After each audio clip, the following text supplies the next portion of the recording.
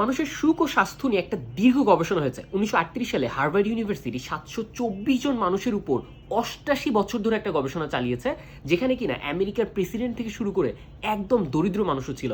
এবং এই গবেষণার রেজাল্টটা কিন্তু খুবই চমৎকার।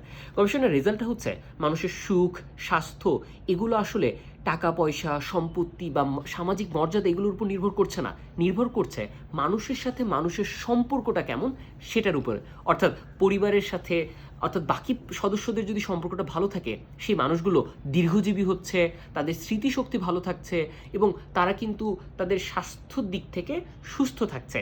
অর্থাৎ আমাদের কোনো কিছুই আসলে আমাদের মানে সম্পর্কের বেশি না। আমরা যে কয়েকজনের সাথে সম্পর্ক রাখি না কেন সেটা যেন অবশ্যই কোয়ালিটিফুল হয়, কোয়ান্টিটি বেশি না হোক, কোয়ালিটিফুল সম্পর্ক এবং মানুষের খোঁজ খবর রাখা, আমাদের আত্মীয় স্বজনদের মধ্যে আমাদের সম্পর্কটা ভালো রাখা, এটাই কিন্তু আপনার সুখ, স্বাস্থ্য এগুলোকে ডিফাইন করছে। তাই আপনি যখন সম্পদের পিছনে ছুটছেন, অবশ্যই আপনার আশেপাশের মানুষের সাথেও সম্পর্কটা ভালো রাখতে হবে।